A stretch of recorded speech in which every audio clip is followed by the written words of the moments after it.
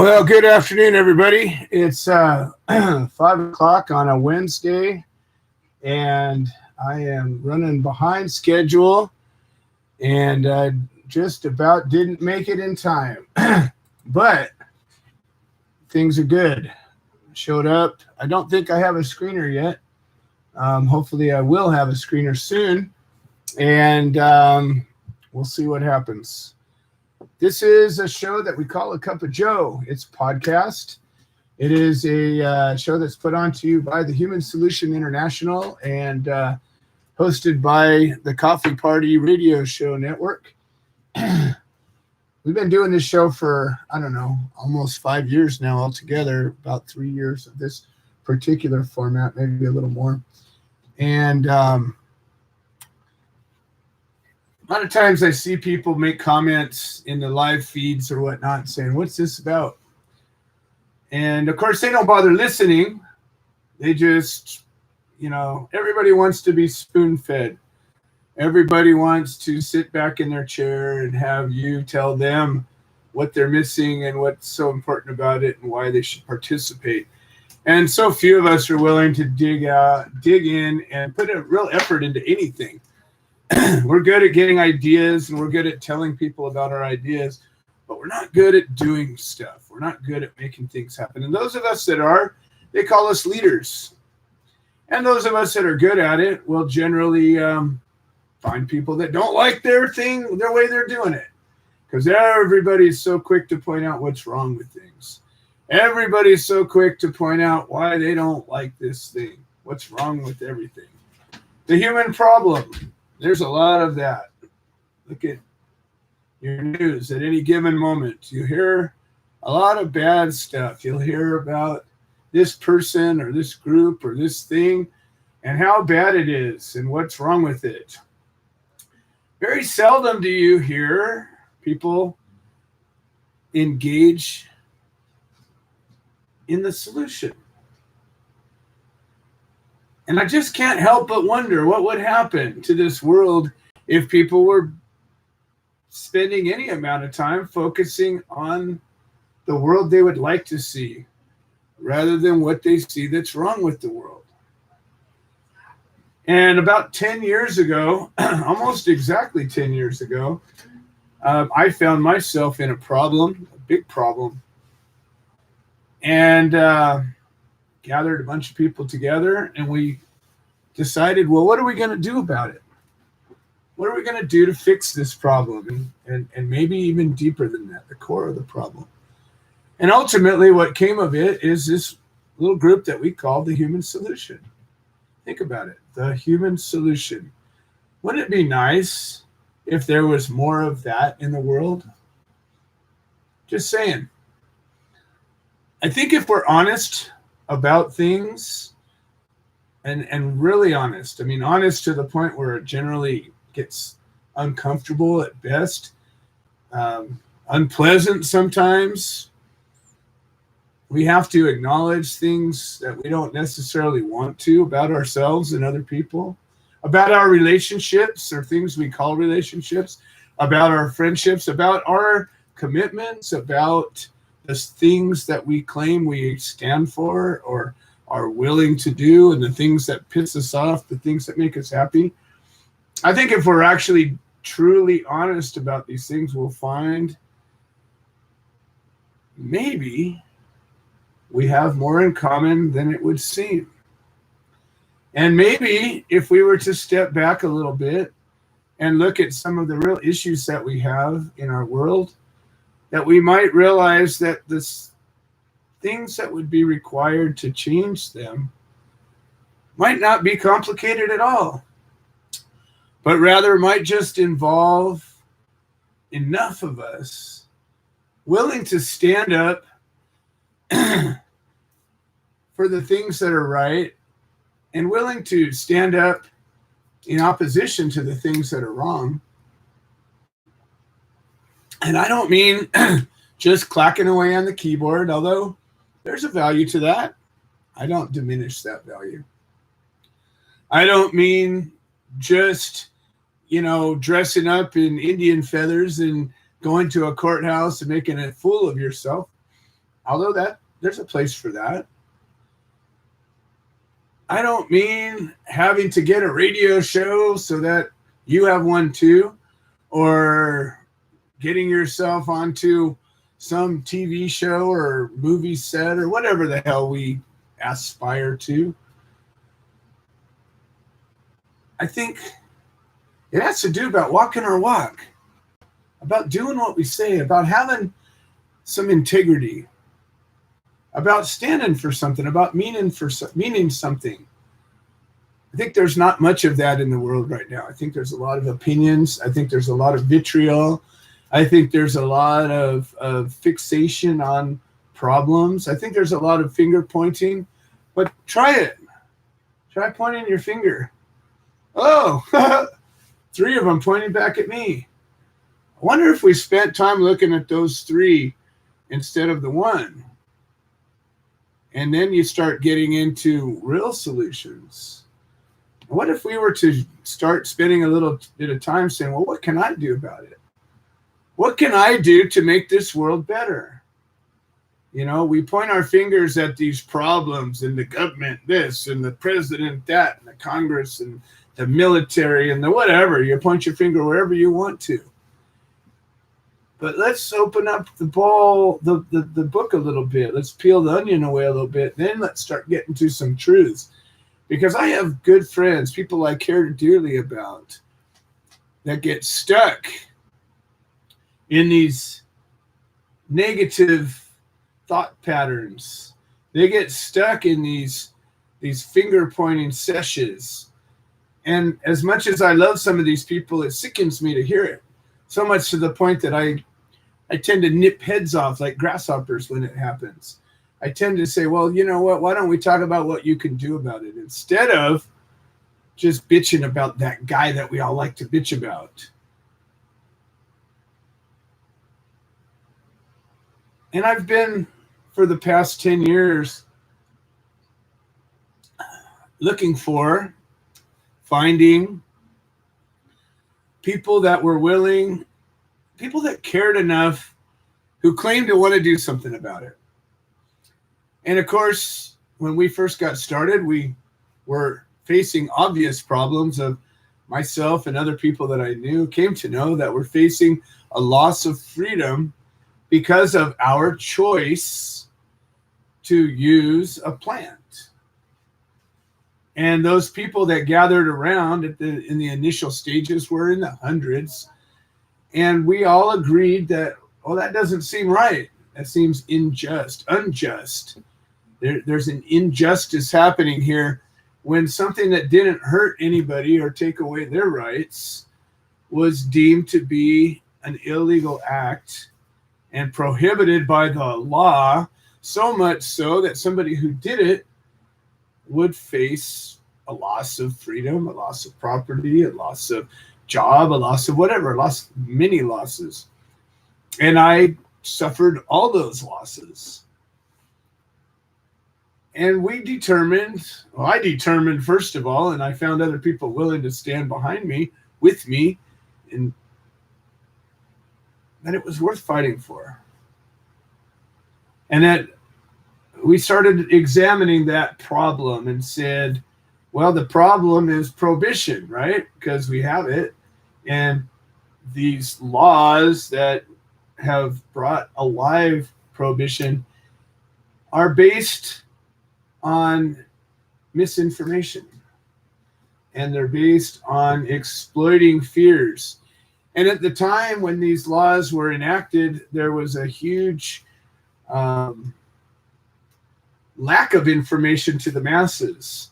There were very few avenues that information traveled on, and the people that controlled them were the ones that wanted this prohibition to happen for their own selfish gains. And lo and behold, it worked. It worked better than a lot of things. And they preyed upon the fears of the ignorant, and they began a campaign of misinformation and cover-up, and fed the bigotry and the racist fears and the, again, general ignorance of people. And they started to exercise their power, and they locked some people up early on. And fast forward to 1970, 71, a man by the name of Richard Nixon found that he was afraid of a group of people that were standing up against his policies. And he was able to put forward the Controlled Substances Act. And that Controlled Substances Act is one of the defining moments in American history. And a lot of people don't recognize it as such. A lot of people just don't get it. And the ignorance today, in my opinion, is just as bad as it was back in the 30s. In some ways, I think it's worse because the misinformation is put out by all sides. You know, we have our opponents who stand to their same white paper. Drugs are bad, pot's a drug, gateway to hell, all of those things. They're still beating the same drum. But the misinformation that comes out of our side of things, meaning the support of cannabis, the opposition to prohibition, we get suckered into bills and laws, legislation, state legislation that is in opposition to the federal law. But what does it really do? It opens up a few doors for a few people. Oh, just like it happened with prohibition. And it allows some people to do some things. Generally, those people that are wealthy and connected. And everybody else now are illegal. I have been going through gathering up articles, and I haven't had time to post them, but every day new articles come on my desk, and they're about illegal pot, illegal grows, illegal sales, illegal transportation, illegal manufacturing. And you know what? The very same people that are pursuing the legal business, by legal I mean they are putting a bunch of money into a black hole, and they're signing papers and connecting the dots that need to be connected to have some dispensation from their state to violate a federal law. Nobody seems to be plugging those things in. Okay? And that's what's happening. And they are wagging their little fingers. And I have some people that I love dearly that have supported our organization that care, but are now working on that side of things. And they're all about the legal thing. And we have conversations about them. I don't want to step on them too hard because I love them and I think that they care. And then in many cases, they support our organization. But what happens when you have a small group of people that get to do something and a big group of people that doesn't? Oh, yeah, just like it's always been.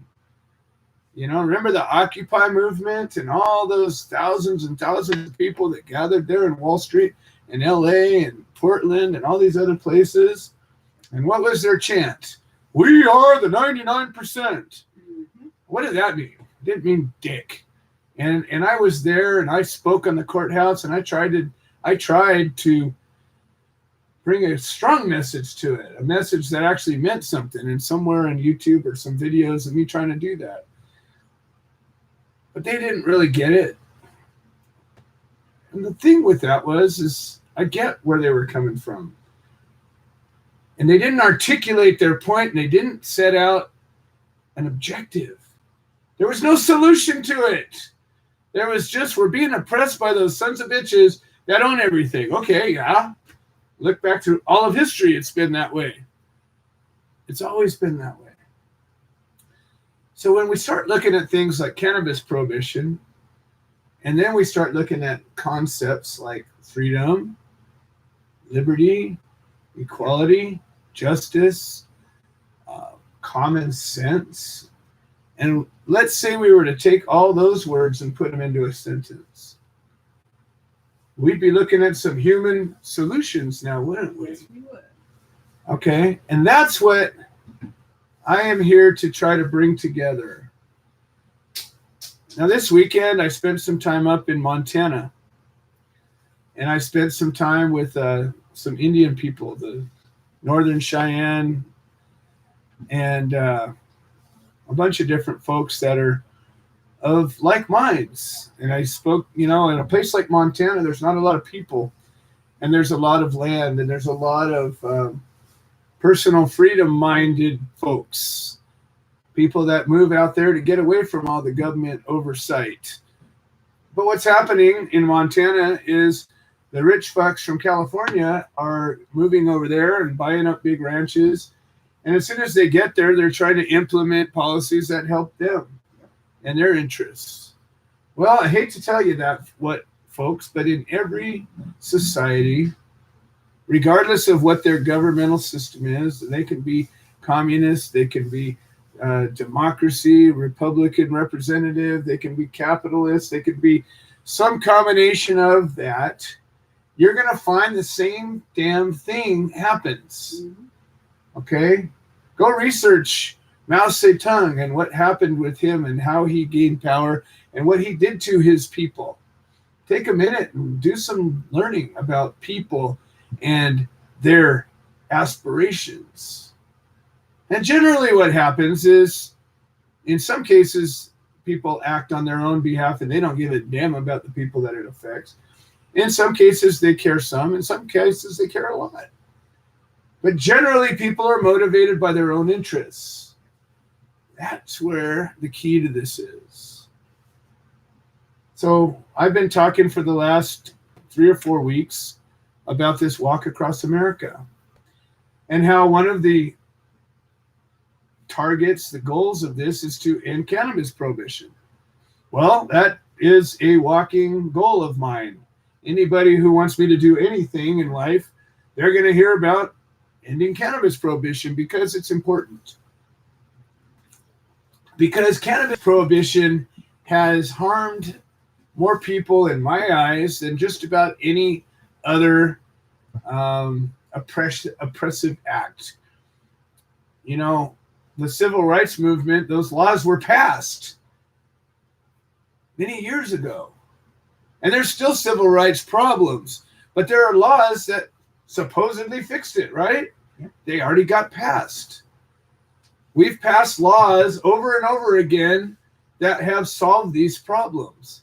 Do the problems still exist? Oh, yes, they do. Because they're society's problems. They're not legal problems. Over 100 years ago, women got the right to vote. They got the right to own property. They got the right to be treated equal, as their constitution said they should. Are women treated equal? We got a Me Too movement going on today. Why? Because women have been oppressed. Why? Because they could. Because those that oppressed them had the opportunity. They were able to. They took advantage of that. It is what it is. Until society changes its mind about that, it'll continue. It'll always continue, regardless of what the law says. And occasionally, somebody will get caught, and they'll shine a spotlight on him, and they'll make an example out of him, and he'll either buy his way out of it or he'll get locked up. And the beat goes on. And it's not until society changes its mind about things that things really change. And granted, we have a broad cross-section of humanity that disagrees on some fundamental points. However, what if we were to take and distill these concepts down to ideas that we could all get behind? Does anybody in society think that the government should tell us what to do when it comes to growing a plant? If you were to phrase it that way, is there any reason why anybody shouldn't be allowed to grow a plant for their own personal use, regardless of what it's for, to eat it, to make a rope out of it, to plant a seed from it so that you could sell that seed or whatever? There's a million things you could do with any kind of a plant. And if you were to talk about any kind of a plant, do you think that anybody would say, well, that needs to be overregulated? Of course. maybe I can see in some small way the tobacco plant that's had issues because it's killed a lot of people. But the tobacco plant itself is a very sacred thing in a lot of societies. Mm-hmm. And it's considered a connection to the creator by many people. And if it's not abused, generally it doesn't abuse back. And if it's not added a lot of chemicals to it, generally it's not as addictive as those other things that are. Amen.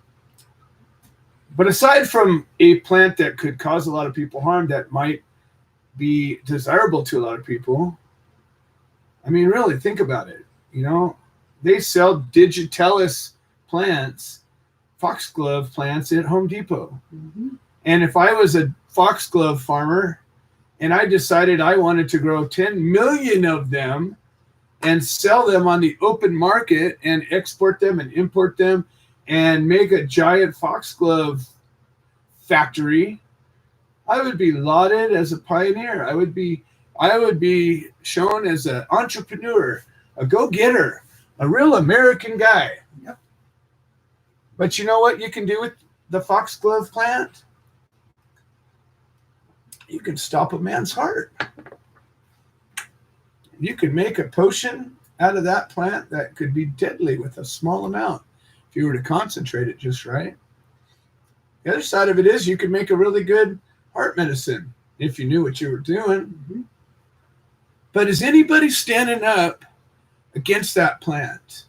Is anybody saying that plant needs to be regulated? Mm-hmm. People might be using pesticides when they're making their foxglove potions. Oh, no, they're not. Most people don't know anything about that plant. They plant it in their front yard as a lovely border plant, and it makes a pretty flower, and it dies after a couple of years. And that's generally what happens. And every year, somebody dies from digitalis poisoning. Probably a lot of people. I don't know the actual numbers, but it happens every single year. They die. And there's no outcry. There's no... And you know why? Because there's no threat to all these other people that have been threatened by the cannabis plant. So we boil this down. We distill this down. We start looking at basic human rights. We start looking at these things that our founding fathers saw as self-evident, as many of us see as self-evident. And we look at these as common threads that might bind us together. What if we were to stand up and walk for a cause that you supported?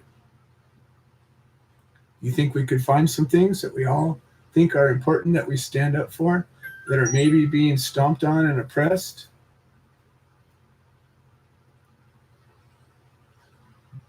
I think we might. I think we might. That's what we're trying to do with this walk across America. It's about cannabis prohibition. It's about veterans' rights. It's about Indian people's issues. It's about women's issues. It's about racist issues. It's about every kind of issue that you could think of. It's about human issues. Mm-hmm. And where the government and humanity are separated, we got to look at those things. Those places where the government decides they need to control what we do or don't do. You know, there's a lot of crazy things happening in this world right now. And those, every time crazy things happen, policies get enacted. Knee-jerk policies get enacted because people get worked up. People get afraid. That's how prohibition got passed right on through, because people got worked up and they got afraid. And they gave up that. And over almost 100 years later, finally, we're starting to take some of it back. They say it takes 100 years to change a societal problem. And I have to think, well, maybe it's time to begin that. Because the truth is about cannabis anyways, to this day, from 100,000 years ago or whenever people came on the scene ever, till today, not one person is known to have died from cannabis. And yet it's treated worse than some very dangerous compounds, very dangerous plants. It's treated worse than that. And these regulations and money grubbing laws that have come, you know, you listen to people that are trying to get it passed, and they tell me this: well, if the government's not going to make money, nobody's going to go for it. Really? Why is that? Well, I'll tell you, folks, why. It's because of us. It's because we're not making it clear that we want all of our rights, not just the few that they are still dangling in front of us. You know, we think we have a right to free speech. And what happens with that right to free speech? We have people that push it all the way as far as they can until they try to break it. And in their efforts to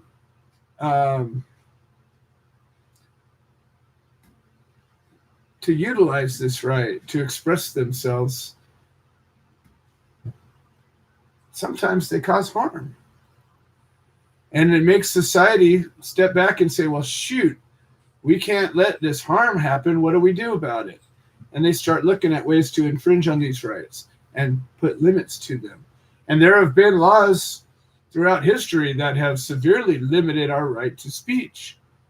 And people have been locked up, and even worse, because of things they said during certain times in our history. And I think if we start really looking at things, truths, and not just some little slice of somebody's study that comes up, because unfortunately we're all swayed by the latest study, and actually look at some truths, bring it all to the table. Let's bring the facts, let's bring the supporting documents. I think we might find things to be a little different than we think. And I think we might find that some of these truths that we think we don't have in common, maybe we do. We got Craig Cecil on the line here, live from Terre Haute, Indiana, where he's serving life in federal prison for pot. What do you think about that? Hello, Craig. How are you doing today? Oh, I'm doing well. It's a little balmy here in Indiana, but it's nice. It's sunny and about 85 right now. I was thinking it was getting a little late. I was thinking you might not make it again. I'm glad you were able to. No, but I got through. Sometimes it's hard to predict when you get into the line. It's hard to predict how long each of the people ahead of me, how long they're going to talk. So, sometimes the timing can be a little tricky as to when I jump into the line for the phone.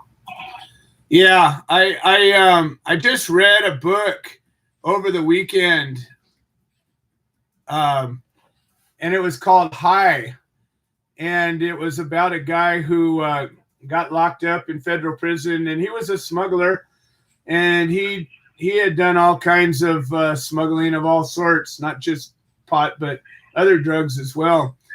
And in his description of federal prison and the way things worked and didn't work, it seemed like a pretty accurate description from all the things I've heard from the people that have come and gone. And it was an interesting story. I mean, the guy led a very colorful life, and apparently he's out right now advocating for criminal justice reform. So I think his last name was O'Day. I can't remember his first name, but anyways, it was an interesting. I was up in Montana over the weekend and working with some Native American folks, and I was, reading this book during the weekend, and I was explaining to some of the people that I come upon, about your situation and about other people's, and everybody seems to have their cause, the thing that they hold dear to them. And I'm busy trying to tie them all together to find that common ground, to let people know that there's no difference in the injustice of Craig Cecil being locked up for a nonviolent first-time offense and, somebody else that's being oppressed for some other reason. It's all the same stuff. Yeah, it's hard to figure out how they really plan a lot of their sentences. I have the executive sentence, once it's aggregated, is the Sinaloa cartel leader, El Chapo. Right. Right, exactly. And that's a guy who had killed so many people for so little reason. You know, this guy was responsible for hundreds of deaths, maybe thousands, who knows. And, you know, when that trial actually went down, everybody that was close to him ended up testifying against him. You know, everybody, I think a handful of people didn't, but I think most everybody ended up, you know, getting caught up, taking this plea deal, and they told a pretty horrific story. And you're right, he got the same sentence as you did. And, you know, I just heard today on a radio show that, I don't know if you remember, a few years ago, I think it was in Norway, there was this crazy guy who was a political opponent of the party, and he went to a summer camp up in Norway, to a place where the children of the elected officials were in summer camp. And he went on a rampage, and it was a well-planned, you know, horrific event, and many people were killed as a result of this guy's, you know, terrorist act. And he's due to get out before too long. And I remember when that happened. I was in prison quite a while when that happened. Right, exactly. And, you know, I've made a complaint about a guy that actually lived down the hall from me here, John Walker Lynn, who shot 3 CIA agents in Afghanistan fighting for the Taliban over there. They arrested him, brought him back to the United States, convicted him of providing aid to terrorists. This was about 2 years after I got locked up. He was right down the hall from me at Terre Haute. Last month they let him go home. Yeah. They sentenced him to 20 years. With good time, it was 17 years. And he's been in less time than me, and he went home. Right. I mean, think about that. Had his aid to terrorism not been shooting CIA agents, but instead giving marijuana to the terrorists, he'd be facing a life sentence like me. Exactly. Wow. Exactly. And, you know, it's funny because people just, when I tell them, I've met with a bunch of leaders of a number of different organizations, veterans organizations and Indian, Native American folks. And I'm, you know, trying to work with them on some common ground. And when we talk about, you know, criminal justice reform, of course, you know, a lot of people are targeting the problem of racial profiling and the injustice that comes from that. And even, you know, the class issue, you know, the people that don't have any money, they get targeted generally over the people that do. And then when I bring up these cases about the cannabis and even, you know, just nonviolent offenses and drug charges and mandatory minimums, you watch their eyes kind of glaze over and they don't understand. They don't, you know, it just almost doesn't seem real to them. They don't get it. Yeah, it's hard to fathom. I looked at the cases behind the 5 people that are going to be executed here in December, and most of them were convicted about the same time as me. And their cases are horrific, you know. All of them involve killing children, you know, one way or another killing children. You know, as part of a robbery, one of them wanted to get out of child support and actually ended up killing his own child. I mean, they're horrific. And, you know, really, This call is from a federal prison. here they've been in prison as long as me, and their sentence is going to end in December. My sentence is going to, you know, keep going on. I'm still getting punished after December. And you kind of have to wonder, who's better off? Who got the shorter sentence? Yeah. Well, you know, I understand, and I heard recently that some of the big civil rights organizations are getting together to try to push Congress for, to deschedule cannabis and to go after the sentencing reform, ACLU, and some of the other bigwigs. Have you heard anything about that?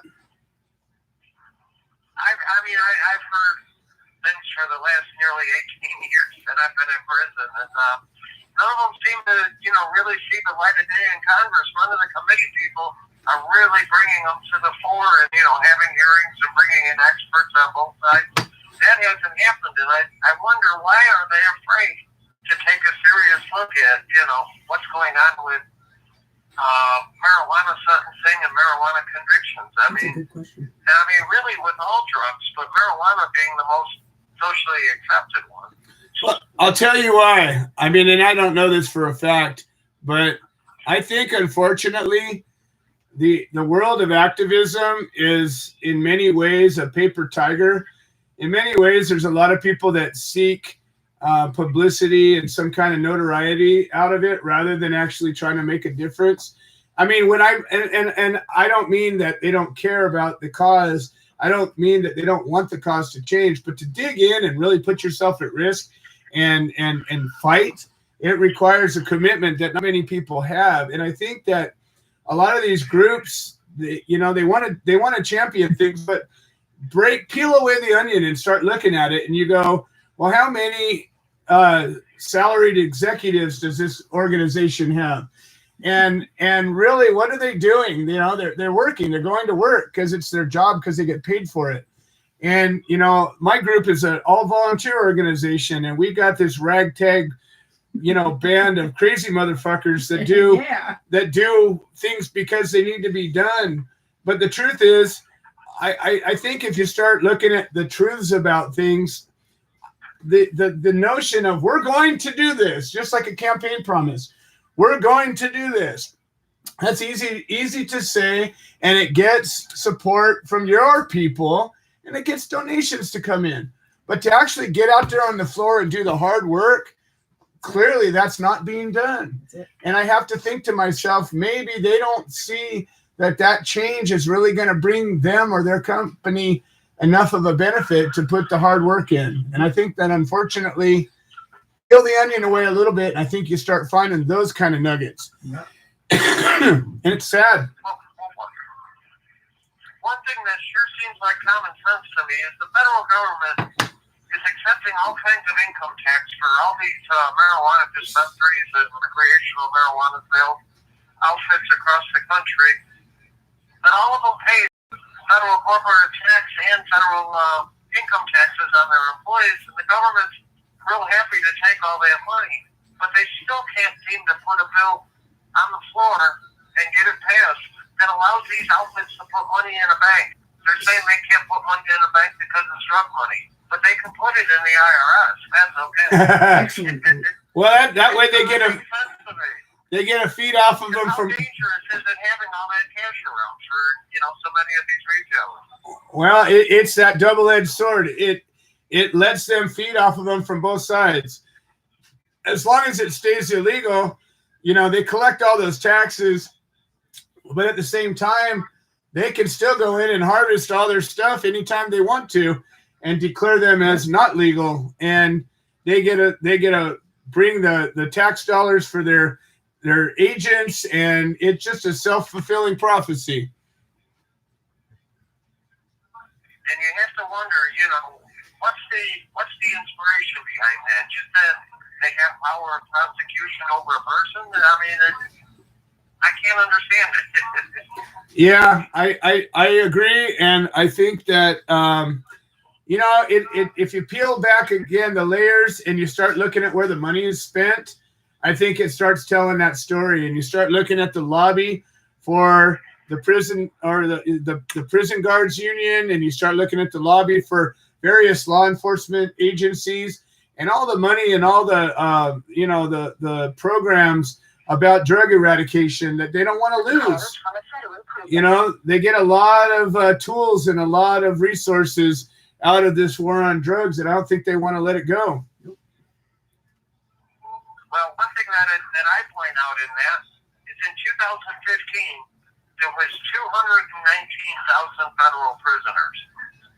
as of right now, there's 177,000 federal prisoners. That's a big drop. Yeah. That's nearly a 25% drop. But you know what? They haven't closed any prisons. They haven't cut back on any staffers. Right. They're giving us significantly less medical care and less food. But, they should be drowning in funds with, that major cut in inmates. But you have to wonder what's behind all that. Well, you know what? I proposed and I'm trying to create some kind of an outrage and a demand for it. But what if we did a true audit of our federal government? What if we did, and everybody wants to see the president's tax returns. I want to see my government's tax returns. Yes. I want to see that budget explained to us in layman's terms, where all that money went and why the hell we're so far in debt and what's happening here. And I think if people could see where their government's spending their money, and I mean break it down all the way. This money is allocated to the federal prison system, then let's audit that. Yep. And so let's see where that money actually got spent. And I'll bet you if that was to be done and disclosed, I'll bet you that would give us the impetus for the uprising that we need right now. Yep. Amen. Oh, if you took a federal prison, any one of them that I've seen, and ran it like a business, you'd probably cut about a fourth of the cost. I mean, you should see how money is just wasted on both people and equipment and supplies just everywhere. It's astounding. You can't believe how much is wasted in every one of these 122 prisons that they have. Well, I think you've already had your first beep, so I want to give you the last word here. Well, again, though, I have to ask everybody, thank you for shining a light on us behind the razor wire here. And like you up in Montana, pointing out to people that, as much as people say that marijuana is becoming legal and accepted, there's many of us, almost 40,000 of us in federal prison for marijuana. And please look at, what we need to change the law on this. Please. There it is. Craig Cecil with the last word, cut off after 15 minutes. We got to make some changes here, folks. We got to make some changes. And we're not going to have changes until we demand them. And we need to demand them clearly. And we need to have solutions. If we just sit there and bitch about things and vote one guy out, vote another guy in, we're just drifting. And we need to take a hold of the helm, and we need to start driving this boat where we want it to go. We need to create the path, and we need to go down and create the world we want. We have that power. We can do it. You can become part of our organization. That would be lovely and wonderful. Or you can just decide to find something that makes sense and be part of it. But take some action. Don't just talk. Don't just type. Don't just be upset. Do something, please. And maybe do it well enough that somebody else wants to join you. I just can't help but think that we've got over 300 million people here in America. And how many of them are actually trying to make a change? I don't think it's a big number. I don't think it's a big enough number. I think we can make that change. All right, we got 13 minutes and 36 seconds left to go and a bunch of people on the line that want to talk. I'm not sorry. I chomped up most of this thing. We got a bunch of people that have not been screened. There's 3 lines here. If we could get those screened, please. That way I can make sure that we don't have somebody that called in, wanted to talk, and didn't get the opportunity. I always want to make sure that everybody that has something to say gets a chance to say it. All right, Dana Bland up first. And Dana and Suzanne have just opened up the Hope for Change and End of Prohibition chapter of the Human Solution in Missouri. And I understand, and I just talked to Becca today that their charter papers have been drawn up, and hopefully they're going to get sent out tomorrow. I'm looking forward to seeing the picture of their active charter. And Dana, how's it going today? Welcome to the show. Well, we're doing pretty good. Got food poisoning addiction the other day, so I'm over that now. Yikes. But, yeah, I just seen some information online that things are starting to change a little by little. This father, he had 107 plants, and he was growing them to heal his daughter, which had severe Crohn's disease and was dying. And he got cleared in court today, as far as I can tell. Right. And also, if you stick to your guns about things like I have with, like, even my church, I got a call from my pastor today, and things got changed. That's and big. So I'll be going back there, I guess. Right That's on. great. Good job. That's fantastic. So, Well, and you know, everybody else, don't give up. yes. You just can't give up. Stick to your guns. Yes, you are absolutely right, and that is absolutely the message. Stay the course, folks. You know, these things are worth fighting for, and it doesn't take a lot sometimes. And sometimes just raising your hand and saying, you know what, I'm not going to bow down to you. I'm going to stand because this is worth standing for. I think that's the thing that sets things in motion. You know, they say a law of physics is that objects in motion tend to want to stay in motion, and objects at rest tend to want to stay at rest. And I think there's most of us and most people are kind of at rest. They're stuck in their way of thinking, and they're stuck in their habits, and they don't do things that might make a change in their life. And most people generally don't like change. They're generally afraid of it. And you know, you lead by example, Dana and Suzanne, and I'm just excited to continue this journey. And I love to hear victories, even small ones. So this is great to hear. All right, well, Dana, I'm real short on time. I got to cut it quiet, kind of short today. But if somebody wants to get in and wants to join up with your chapter, how do they get a hold of you? They can contact me here on the eBay. I mean, not eBay.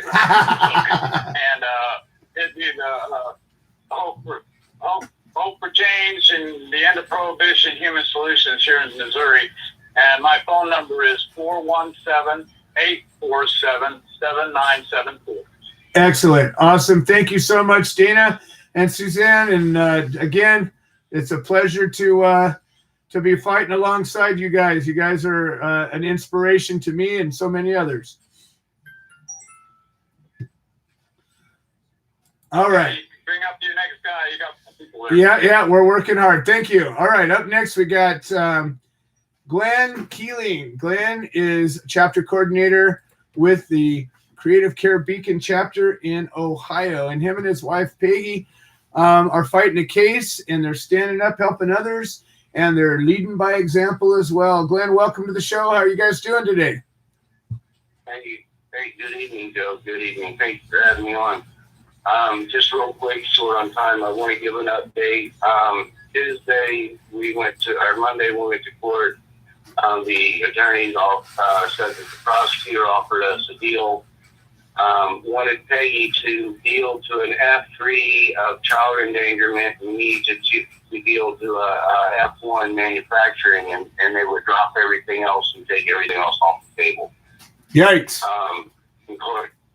Of course, we told them that nicely. We told them that wasn't, we weren't going to take that. So we do have a attorney meeting on the 20th with our attorneys, and then we have an attorney conference with the judge on the 21st.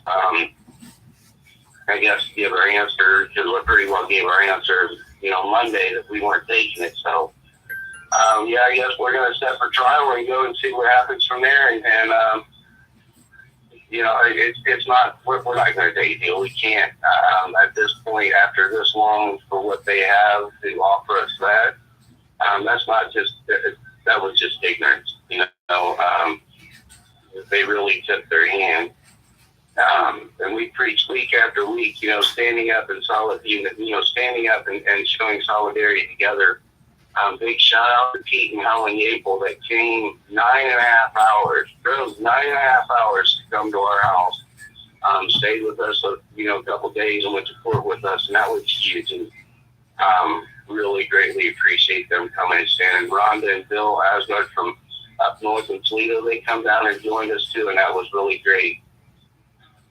That is awesome. I saw the pictures, and I think it's great when we come together, and that's what the Human Solution has always been about, is people caring about people. And many times we make sacrifice to go and be there for the others. And trust me, I've been on both sides of it. I've had people travel long distances to be there for me, and I've traveled long distances to be there for folks.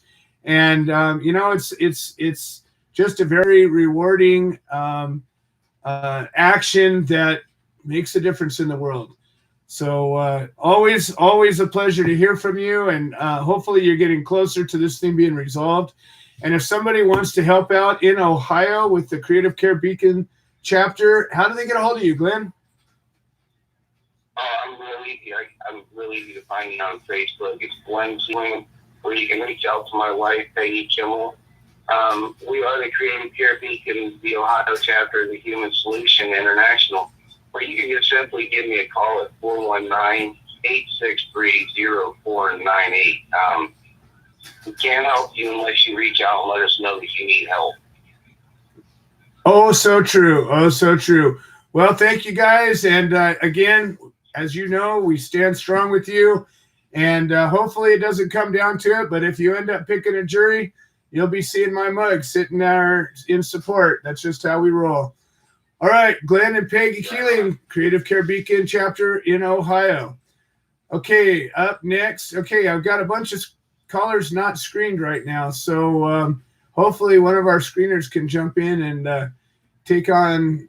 But I know this is Pete Yapel. So we're going to go ahead and bring him up just because I happen to know his number. So Pete Yapel is, again, a fellow warrior. He is a chapter coordinator, him and his wife, of the Solidarity Over Separation chapter in New York. But they're about to take that chapter on the road.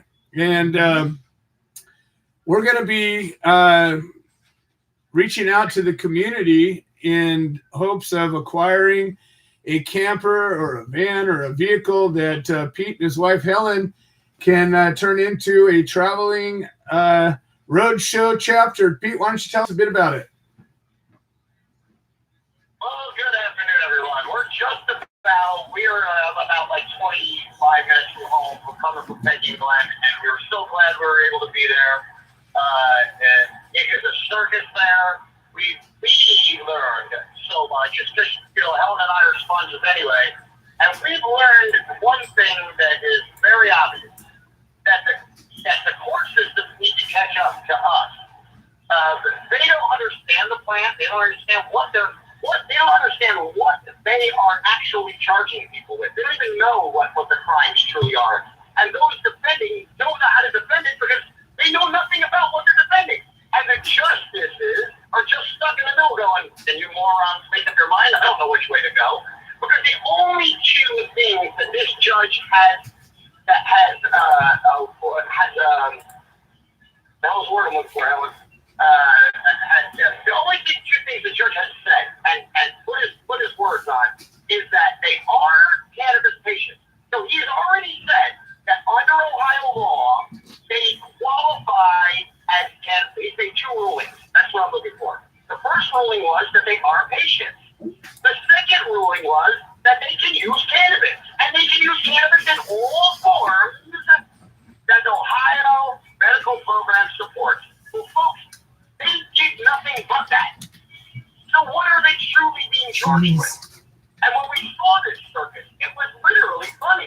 And it was like, please wake up. Y'all are so in the dark ages when it comes to this plant, anything to do with this plant, and you don't even know your own law. You're trying to try your law, you're trying to prosecute under law, and you don't even know it. And that's a horrible thing, man. Because when we sit and look and read the paperwork, that Glenn and Peggy had there, their case is one highlighted sitting on their table in their living room. Their case is one. Oh, I know. You're completely. After this, it's really sparked me and Helen, and everybody knows us. We're not going to just stick by and be the ones that don't. It was blatantly obvious that the one big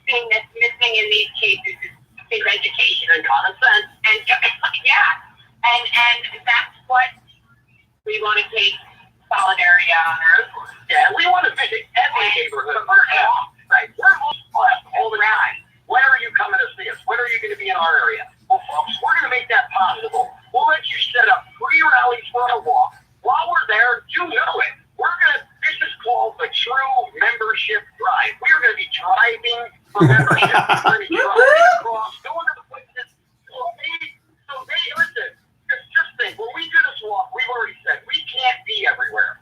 So we want you to set up parallel walks and rallies. Well, guess what? We'll bring it to you. We're going to drive around and wake up America and get them ready for a war in 10 months. That's right. That's what we're going to do. That's right. Out there every one more time. Sleep there every weekend and have table and purification and talk to people about the injustice. We are welcome. And every quarter. Yeah, we've got to take back. And you know why we're going to do it? Because Pete and I are in the perfect position to do it. We don't own a home. Our kids are grown. There's nothing tying us. We live on Social Security. We can do this there. That's right. So we can do it. So we will do it. Again, we do. Yay! Like the song says, walk the walk, talk the talk. And we do walk the walk and we talk. Not only that, if anybody hasn't had a chance, listen to the song we play at the end of our TV show or at the beginning of our radio show.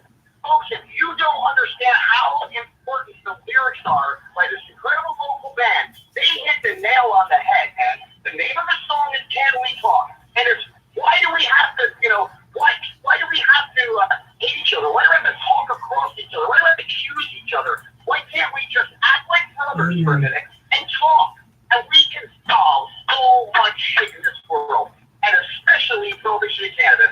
We really, truly have to end the plant prohibition, because by doing so, we will eliminate so many other problems. Well, I won't get into all the big leagues and money people tonight on the show. You did a very good job of putting them in their place. But it's time they open their eyes, because listen, at the end of the day, when this walk is finished, everybody's civil liberties are addressed and brought to the table. Cannabis prohibition is law, and at the end of cannabis prohibition is brought to their face, and everything clears up. They can turn around and thank us for everything that they're going to end up benefiting from. I couldn't agree more. Amen. Well, listen, you guys, we're at the very edge of our show today. I've got to cut out on time today. So if somebody wants to get engaged, involved in your soon to be rolling chapter, Solidarity Over Separation, or hell, maybe they want to donate a vehicle to our 501c3 and get a write-off for the full value of that vehicle, how do they get a hold of you?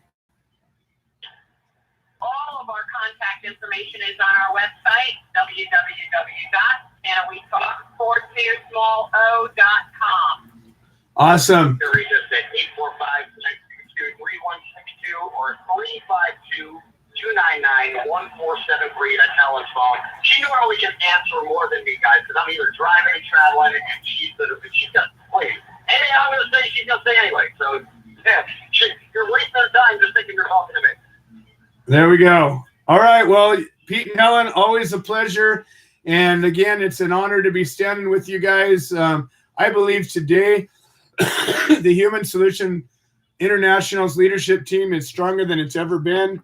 And I believe that we're finally ready and able to start stretching our wings a little bit and making the changes that we were always here to make. So always a pleasure. And we will talk to you probably tomorrow. Yeah, absolutely. And let's be the solution, folks. Let's finally see it. Awesome. Yay, Pete and Helen. Yay. Solidarity over separation. All right. So we got Bob and Colleen, then Tom Corby. And before, I got one last little tidbit. Many of you guys a year ago or so signed up for a monthly membership to the Human Solution International. And you signed up as a 420 member or a 630 member for your family. And you got a notice that said your profile has been terminated or whatever. Well, I guess the way it was set up was it was a year membership. So all you got to do is go onto the website, thsintl.org, and sign up again. And it'll just continue. I apologize for the hassle, but we wanted it to be an annual commitment, I guess. I don't want to sign somebody up for something that just automatically renews and they don't realize that they're still supporting, or maybe they didn't want to continue supporting. If you are here to support us, do it on purpose. That's what we're looking for. All right, Bob and Colleen up next from way up NorCal. Welcome to the show, you guys. How you doing? Good. How are you today, Joe? Above ground breathing and currently out of custody. It's a good day. That's a good day. Me too. I went to court the other day on Monday here in Oregon for import-export of cannabis. Case dismissed. The police officers didn't show up, so they threw it out. There was 5 strangulation cases in front of me, Ugh. so I couldn't really see the justice in them even bringing me up to the stand to even talk to me. So, but they dismissed it, needless to say. That's a good thing. My heart goes out to Greg Cecil and all the prisoners out there that are still locked up in this plant. It's not right. We need to get them out of there. No matter what it takes, we got to get them out of there. We got to free them. They don't belong there. They haven't belonged there since the beginning. And I love you. I love this organization and everything that has taught me over the last 7-8 years. I can't even explain it. And I'm very grateful for all of you. I love you all. I've been sick with Crohn's disease, as some of you know.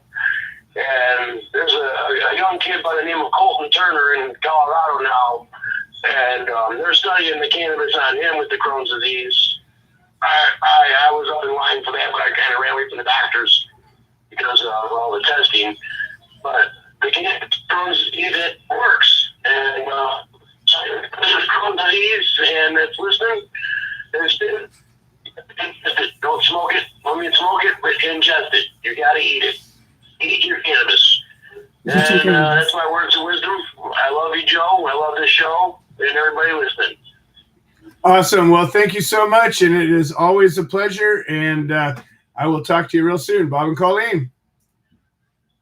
Yes, sir. You have a great night. Love you guys. Love you back. All right. I'll talk to you soon. All right. To close the show up, we got the mighty Tom Corby. Not a man of brevity, but hopefully you can nip it kind of short today because I have an appointment that I need to leave for in a couple of minutes. So, Tom Corby, the floor is yours. Welcome to the show. Oh, I thank you, Joe. All those on the front line always coming together, joining, volunteering to help be the solution in prohibition and free all of our POWs. I just need to breathe. You got me in here quick, Joe. I just, Frank Canan just came downstairs, and also we have a new member of the family that's helping so much here with Donna. Daria is right here, and she likes the human solution. All right. Well, then we like her. Right? I'm Mariah. Hello. Solution. Woo-hoo. There you go. Hi. That's what we like to hear. Yep. Yeah. Right. So again, in Northern California, I don't think there's anything better that we could share. Also, not connected to all of California, and also Joe's case, how we set huge precedents. And when we win these cases, you want me to tell you a story, and how do we do this? A lot of the folks know that Donna and I in Butte County here about 10 years ago were arrested, went to jail for 4 days, and almost lost everything, and joined the human solution and all the directions. We finally got we got down. How do we do that? We take them on the trial, and we have supporters and court supporters. Now I think back when in 1976, when we owned that little town in northeastern Nevada, Joe about Curry, Nevada, they came in and arrested me and Donna and took us to jail and closed our town down. I was set up by a rat with one his karma. I still have his name and case right here is my vision. Got out of jail free to set me up. The narcs came to my store, my bar, party. A couple days, they just partied on taxpayers' money, and were setting me up the whole time, trying to talk me out of one joint. Well, they finally did. I let my guard down. I was up for 20 years, and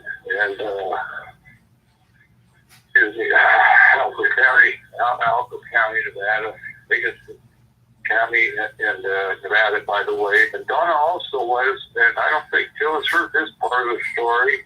So we were both charged with this, and my furnishing and the pound they found in my closet. How did she get off?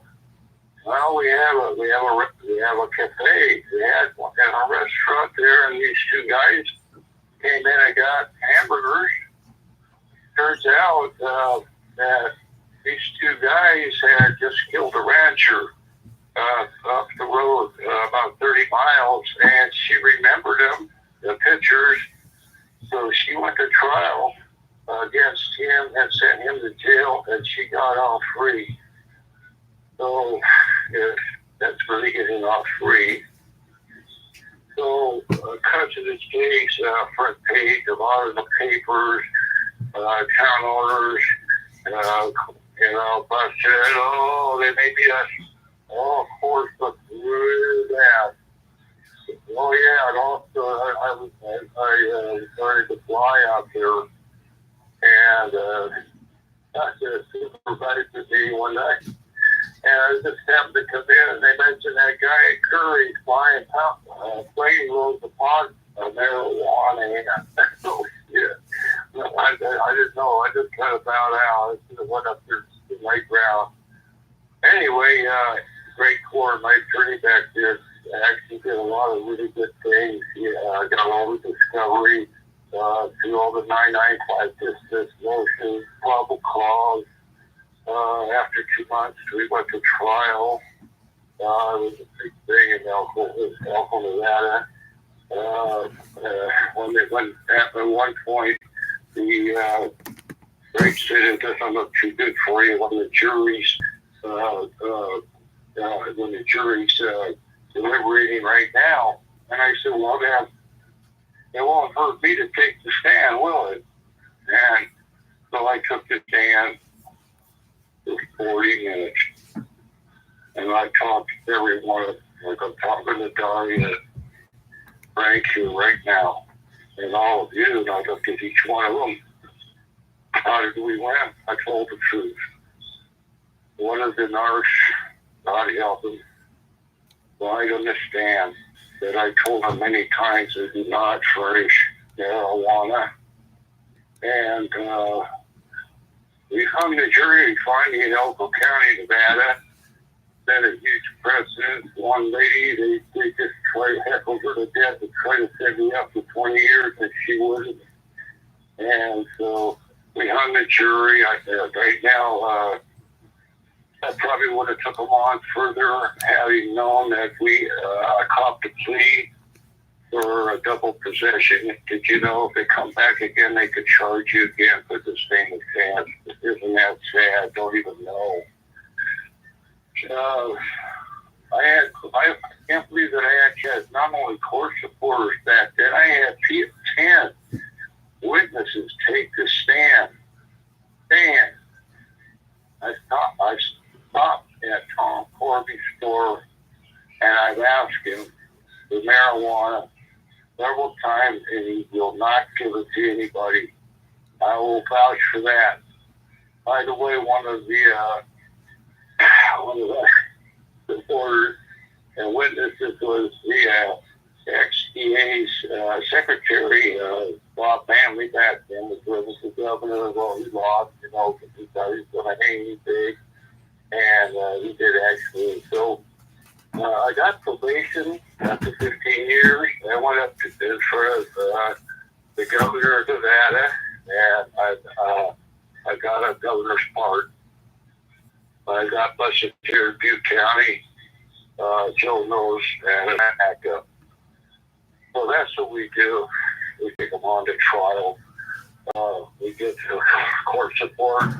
We get the best control you can. Always on the trial, you might have to get the best right off the bat. Yeah, I have not seen him actually lose a trial, Joe.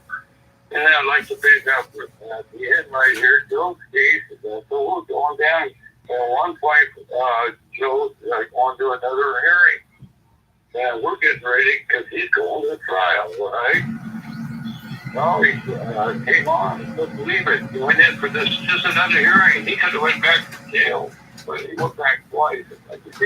And they dismissed all charges. So, how big is that? So, just take them on and don't back off, make them sick of you, throw everything at them. And that's how we win. Thank you all again today, and don't forget to breathe. Time to bring in Willie. There's Joe, if you'd like to have any questions. Glad to answer them. No, I think we're good today, Tom. I'm got to get my butt out the door right now. So I appreciate everything, and always a pleasure to be working alongside you, the mighty Tom Corby, and Frank, and all the rest of the NorCal team. We love you guys. All right. Well, that's it for today. We will see you all next week. And let's see what old Willie Nelson has to say about it all. I am Willie Nelson, and the Willie Nelson Tea Party and I endorse the human solution, supporting cannabis prisoners because no one should go to jail for a plant.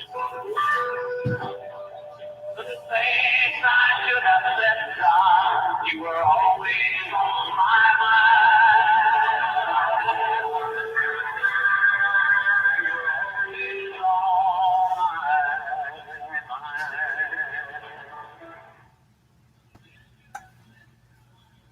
Thank you for using Blog Talk Radio. Goodbye.